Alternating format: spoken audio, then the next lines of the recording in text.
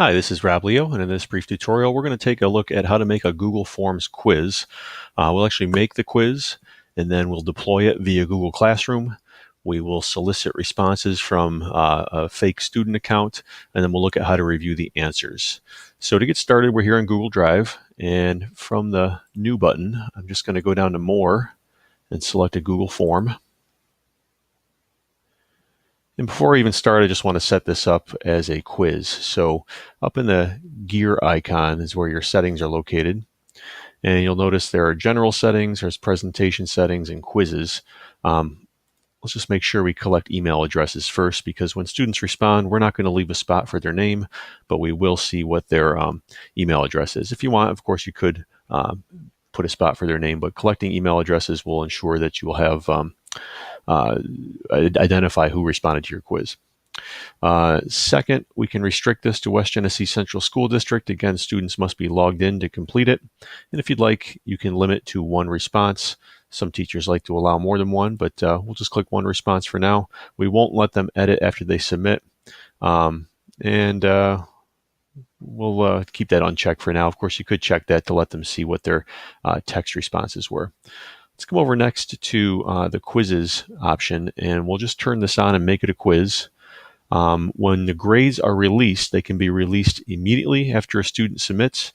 You probably don't want that. You probably want to manually review each quiz and then release the grades afterwards.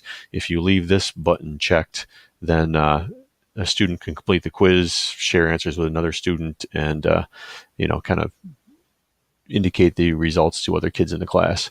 So for now, we're just going to leave this at later manual review. If you want, you can let them see what questions they missed. You can let them see the correct answers. You can let them see the point values. So again, I recommend you do this later. Let's just save that.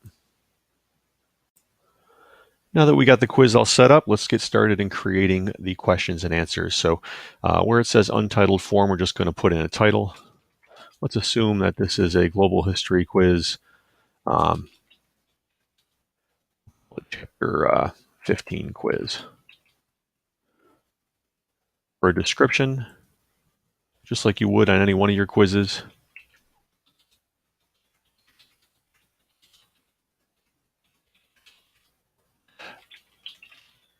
All right, and then this is automatically put in the form, automatically collecting email addresses for West Genesee Central School District. If I click on the untitled form space, you notice that the form does not yet have a title. It will mirror what I typed in for the actual title. So I'm just going to click here and you see that update immediately. Our next step is to add questions. So we're going to make this first question multiple choice style question. And what we'll do next is type in the answer responses. I already got these typed up, so bear with me. I'm just going to pause the video for just a moment. So again, we got multiple choice. We have several answer choices. We're not going to include other. Notice that is not yet active. If it was active, you would see add other. But again, this is a multiple choice quiz. We don't want students to type in their responses. We want Google Forms quizzes to automatically grade this for us for the most part. So we'll just eliminate that. Next step, we're going to look at the answer key, and we're going to set the correct answer. And we'll click edit question once again to return. You can now see that you're building an answer key as you go. We have not assigned any points. Let's see, point value is right back here. We'll just make this worth 1 point. I'll create 5 questions, and I'll do a short answer question as well worth 5 points. So total points for the quiz will be worth 10. It'll be relatively easy to calculate the quiz average.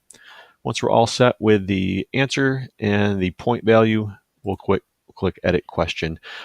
We're also going to make this required, so that the students must respond, or else they won't be able to submit the quiz.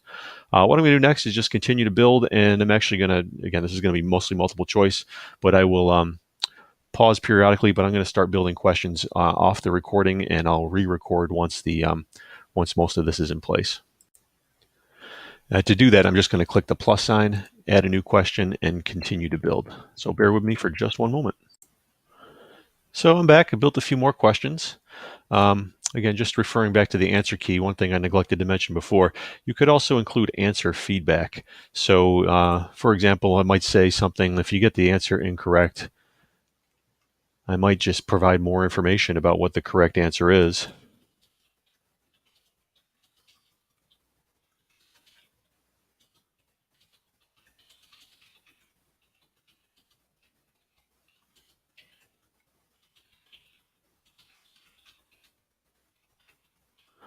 A little fun fact, we can also make that the feedback for the correct answer. You could put a message like try again or incorrect, whatever feedback you want to give. Note you don't necessarily have to provide feedback, but you certainly could. Again, we've edited the question. Just to review, we've clicked on the answer key, we've selected the appropriate answer, and we've assigned it a point value. For this next question, what I'm going to do for the next one is just add an image first. So I'm going to click Add Image, and that will go right down below. Just going to do a search. There are copyright-free images, so that's all good. We'll just add that. You can always reorder stuff. I'm going to call this Angkor Wat.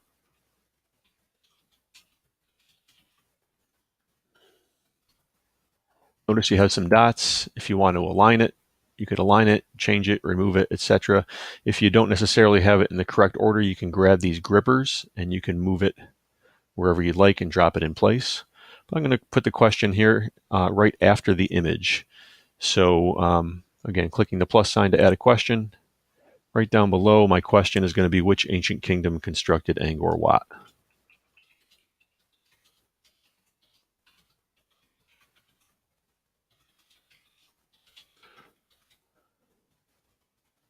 All right, then I'm going to include my multiple choice answer choices.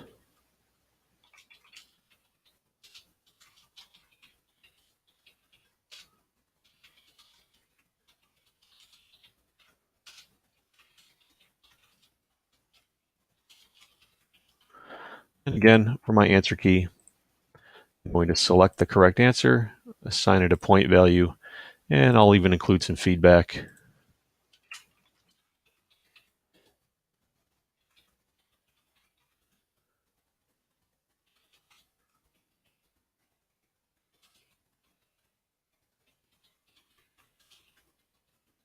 Typo.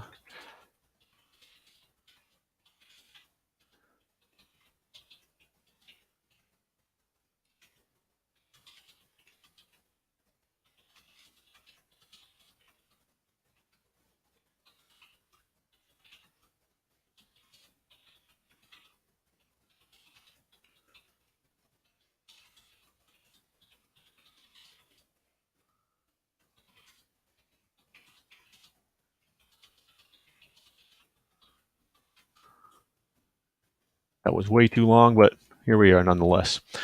All right, so next step, we got two more answers to build here. Let's just click the plus sign. Let me make sure I did this all right. We got 1 point. We got the Khmer Kingdom. That's fantastic. I'm going to build two more questions, one of which will be multiple choice, and the last one will be short answer. I'm going to pick it back up at short answer. Alrighty, last question. We're going to make it a short answer question. I'll have to manually grade this one. Just add the plus sign. Where am I building here? Let's bring this back down to the bottom. And my question is simply going to be, were the Mongols barbarians?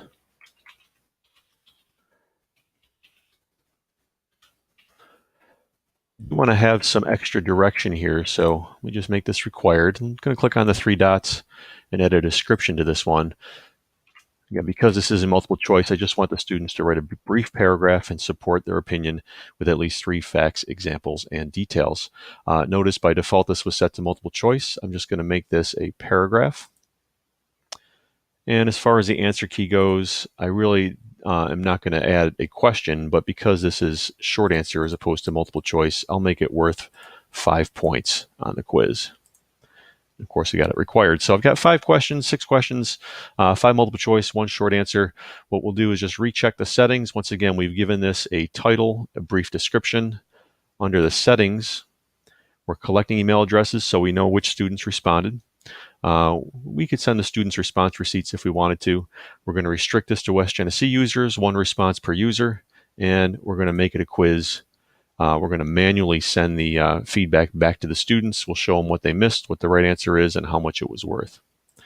When we come back to another video, we'll look at how to deploy this using Google Classroom, and then we'll look at how to review the student responses. Thanks for listening, and I hope you found this useful.